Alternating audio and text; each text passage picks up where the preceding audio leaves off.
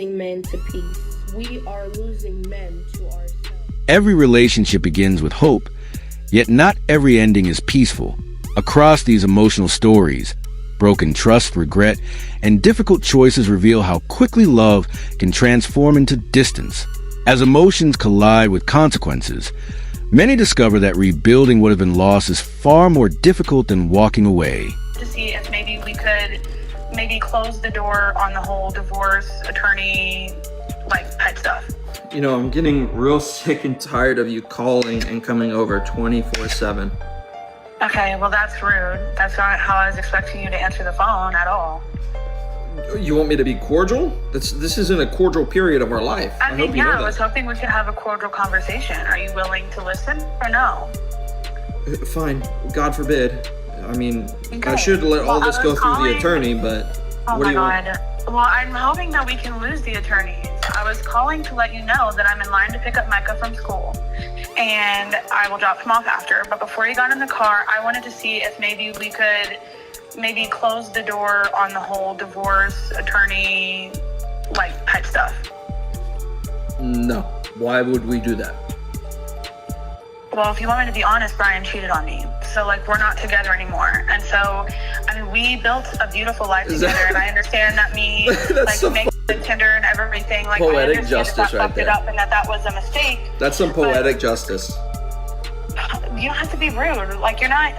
I just want to know. I know that the Tinder You was cheat on me. a mistake on my. Can you just listen, Avery? I know that the Tinder was a mistake on my part, but I was wondering if you'd be open to reconciling our marriage and healing it, and we can go to therapy together. And her profile is absolutely hilarious. Single mom looking for a new daddy for my two sons. Must be over 6 foot and make 6 figures a year at least. No deadbeats. Whoa, I know my word. One heartbreaking case follows a woman seeking another chance after betrayal shattered her marriage. Despite her promises to change and attend therapy, the damage had already been done. Her former partner remained unmoved, believing that trust, once broken by infidelity, cannot easily be restored through words alone. Watching my ex thrive, it's a beautiful thing, but it's really triggering for me because I walked away with literally having to start over after 12 years of starting over, of wondering if I'm going to be able to keep a roof over my head with my boys and not being able to just go out and play in our backyard like we used to, and wondering if I'm going to be able to feed them. You know what, man? Any guy who gets left, maybe his wife divorces him or his girlfriend leaves him, every man should strive to achieve this level of success and thrive this much that your former girlfriend or your ex-wife opens up her front camera and tells the world your success literally is triggering her. She literally said it triggers her. She's triggered. Another story explores the painful reality of moving on. After ending a long relationship, one woman watched her former partner rebuild his life with remarkable success instead of finding peace herself. She admitted that seeing him thrive only intensified her own regret, reminding viewers that every decision carries lasting consequences. Stop!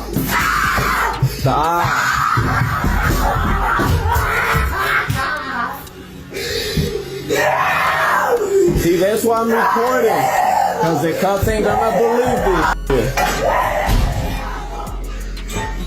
But she also needs an exorcism. Men 1000% should just start walking around with body cams on them 24/7, because 1000% she would have tried to blame that on him. I have 2 children. I have one that's almost 9 and I have one that just turned 4. And neither of them have ever thrown a tantrum that ridiculous. All in unison, at the count of 3, I want you to guess why she's throwing that tantrum. 1, 2, 3.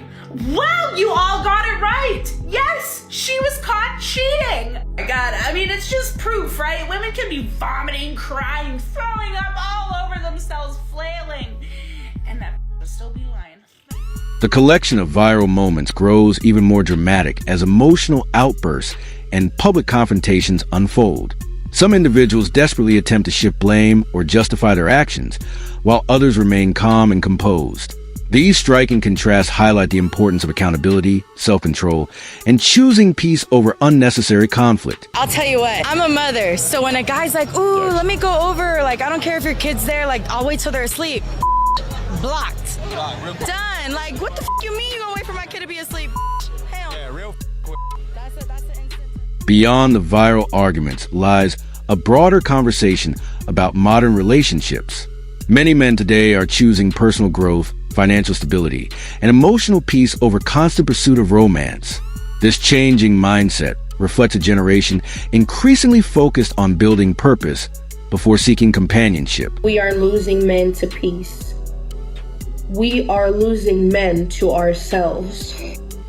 Men no longer prioritize women. The man at peace is an unbuyable man. Some women are still thinking that men are in that scenario of chasing after, calling, despairing for the lack of a woman, for her absence, when in reality, today's man, he is increasingly valued. He understood that a woman is not the center of his life, that a woman is not the most important thing in the world. It is perfectly possible to live without one. Today's high-value man, he seeks to make money. He seeks to do business. He seeks to grow, to develop himself. He removed women from his focus. Today's man, he realized that his peace is worth more. There is no relationship that can buy his peace. Today's man, he is unbuyable. He is non-negotiable. The peace he chose for his life has become non-negotiable. If you are a woman and are waiting for a man to venerate you, a man to idolize you, a man to dote on you, I'm very sorry, but perhaps that won't happen, because the more time passes, the more we have seen that today's generation of men is not like the generation of old. And it is we women who have been losing high-value men, serious men, hardworking men, dedicated men. Other stories reveal how unrealistic expectations can quietly damage friendships and relationships alike. Traditional gestures, financial status, and social standing become points of conflict as individuals debate what genuine respect truly means. In many cases, expectations replace appreciation, leaving disappointment where connection once existed. Okay, so me and my friend, a platonic homeboy, we went somewhere last night and we had to get out the car like 3 times, okay? And he didn't open my door not a single time. So I let it go by a couple times, and then I said, now that's your 3rd time not opening my door. And he was like, well, I feel like that's romantic. And I said, wait, wait, this is a common courtesy, okay? I know we just boys, okay? I know we just boys, but I am still, okay? Treat me like a lady. Disregard the mustache and the whiskers down here, okay? I am very much still a feminine woman. Open my door. Open my door. Am I tripping? Bro, open my door, bro. What y'all think? You know, if you ask a lot of women how they feel about traditionalism, they don't like it. But usually when you ask them why they don't like traditionalism, they talk about the things they don't want to have to do that are considered traditional. Because in today's culture, what most women... One particularly controversial discussion centers on a marriage built on security rather than genuine love. When painful truths finally surfaced, the emotional foundation collapsed almost instantly. The situation raised difficult questions about honesty, commitment, and whether relationships formed without sincere affection can ever truly survive. I lost him, I moved on, and I got married. But you got married? Yeah. You currently married? Yes. Oh, yeah. No. Oh, you gotta be kidding me. Ma'am, are you trolling me? No, I'm not. You broke up, this guy called it out, and you said you went and got in therapy, and you're married, and you're actively on a platform with 1 million folks, actively talking about leaving your husband to get back with your ex. What? Go ahead. Yeah, he's high value, and my husband is 25 years older than me, and so I would want to be with this other high value man because he's only about 15 years older than me, so... And what does your husband do for a living? He's a pipe fitter. He works at a shipyard. So, if I'm hearing you correctly, you were with a previously high-value man who was 15 years older than you? Yes. And you kind of ruined that relationship, ran in the ditch. He suggested therapy. And you came in saying you went and got therapy. But also in that course of time, you moved on and you got married to a man who's 25 years older than you. And the reason you want to break your covenant with God and wreck your home of the pipe fitter guy is because the previous guy was higher value, meaning he earns more money? Yeah, and his social status. You probably have to be probably the worst woman I've ever spoken to. What? Wow. Yeah. I was hoping you were trolling, but the more you talk, the more realistic you are. So I honestly hope whoever knows this woman's husband, make sure he watches this. As the stories continue, one lesson becomes increasingly clear. Character is often revealed during life's most challenging moments, whether facing betrayal, rejection, or disappointment. The choices people make under pressure frequently determine the future of their relationships far more than words ever could. Right, y'all, so do you side with a man or woman in the case I'm about to present here, okay? I'm actually going to side with the man on it, but I'd like to hear what you have to say. So, this man and this woman, husband and wife, they're having a party. They've been married for a couple years, and the guy's stepkid, her kid, is there at the party. Everybody's having a good time or whatever, and he's giving relationship advice to some of their friends. And she comes over and says, don't take relationship advice from him. And he thinks she's playing around and says, well, it got me you, didn't it? And he gives her a kiss or whatever, and she says, the only reason you got me is because I was recently divorced, scared, and I had a kid. And basically, he was a safe choice. And he goes silent. Right? And I mean, I don't know. That would be so freaking devastating. Okay. But a couple days later, she realizes how silent and how affected he is. And she tries apologizing. He said, I'll be okay. And then like 2 weeks later, she's starting to get into panic because he will not talk to her. He won't do anything. She starts cooking his favorite foods, trying to do all the things that he likes, even goes so far as to have their kids go stay at her parents' house, or his stepkid and her kid go stay at the parents' house. And then she takes him somewhere that was important to them, and they go stay a couple nights there. And then when they come back, he goes to work for a couple days. He comes back. As soon as he walks in the door, he said, can you sit down on the couch for a second? Sits down and said, we're done. We're getting a divorce. And she tried everything. She begged him not to go. She said, I love you now. I'm so sorry. Blah, blah, blah. I actually side with the guy on this, and I'm not trying to be mean. I understand everybody's situation would be different, but the fact of the matter is, and a lot of people are going to say, no, you work harder on a marriage. To me, that contract's null and void because she did not love him when she got into the relationship. Okay, she saw safety. She was panicked after her recent divorce, being a stay-at-home mom with a single kid, so she latched onto the first guy she didn't even love because he had money and could provide safety, and that's what she did, and admitted that's what she did. And so when he found out, he's like, oh, you don't love me? I don't want you then. Okay, the only thing that gives me hesitation about ending the marriage and everything would be the kid. How attached to him is the kid? Because it sounded like the other father wasn't in, he's a father figure, but the other real dad wasn't in the picture. And so you kind of don't want to harm the kid, but I'm also one who does not believe in parenting marriages. I've seen 4 of them in my own life. Every single one of them have their kids horrible messes, multiple divorces when they get older and all that stuff. But that's a side subject. This subject is, do you agree with this guy for divorcing her? She said she admitted she didn't love him. She just chose him for safety. And to me, that would be about the only more devastating thing a woman could do is love me and then cheat on me, which to me means she never really loved me in the first place. But let me know what your thoughts are. I would definitely side with the guy on this, but I understand everybody. The final chapter introduces a father determined to protect both his peace and his boundaries, although he remained committed to respectful co-parenting.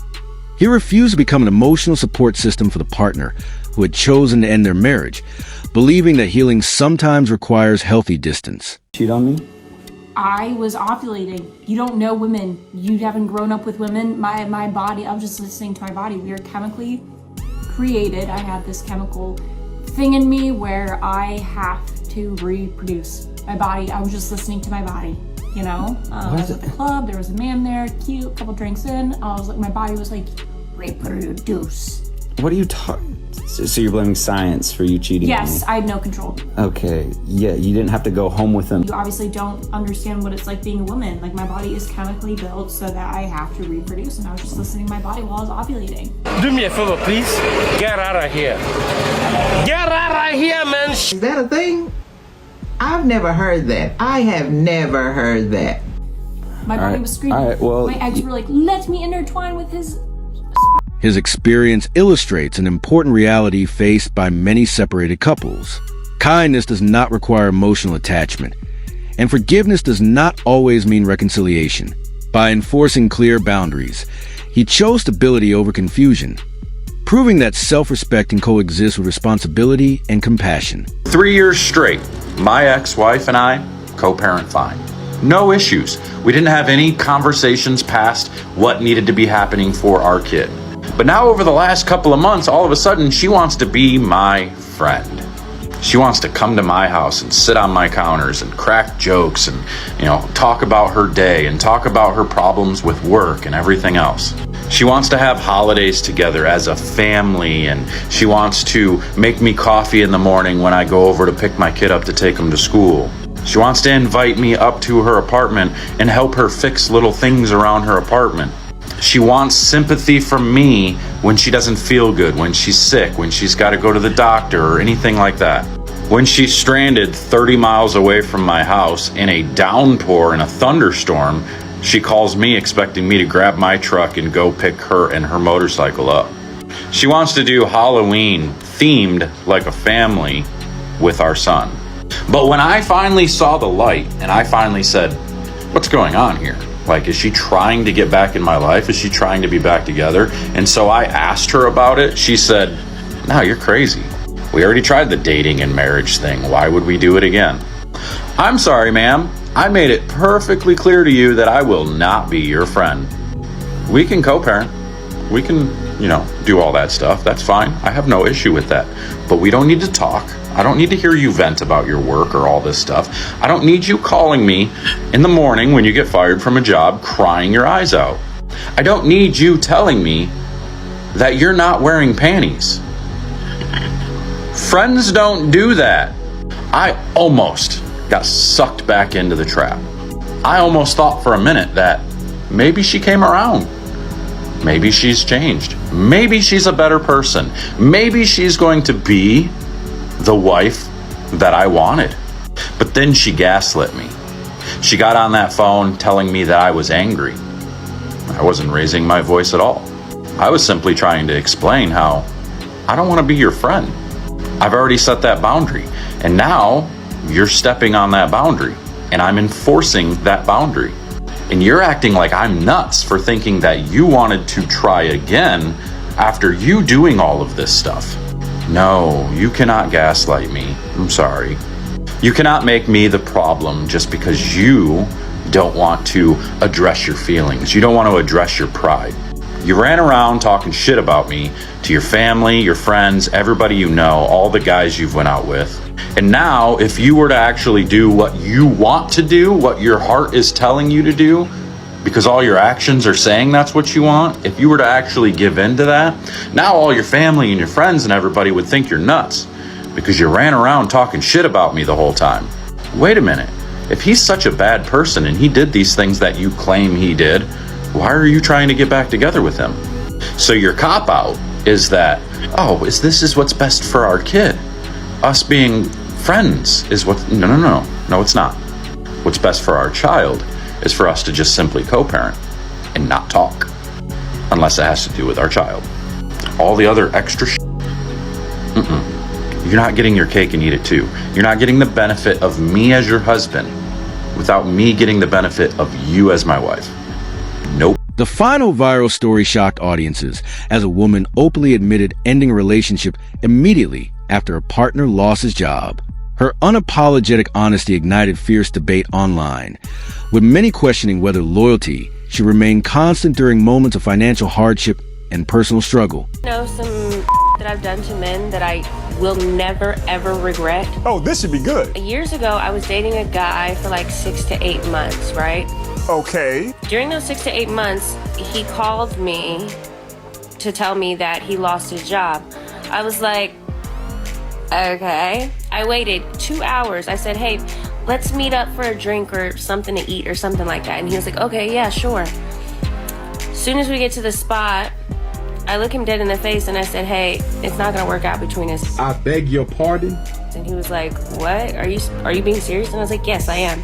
He was like, why are you breaking up with me? Is it because I don't have a job? And I was like, funny you said that. That's exactly why I'm breaking up with you. Well, damn, did you ever care about this man? That's honest. And then he goes, wow, you are a gold digger. And I was like, yeah, and you really are a broke.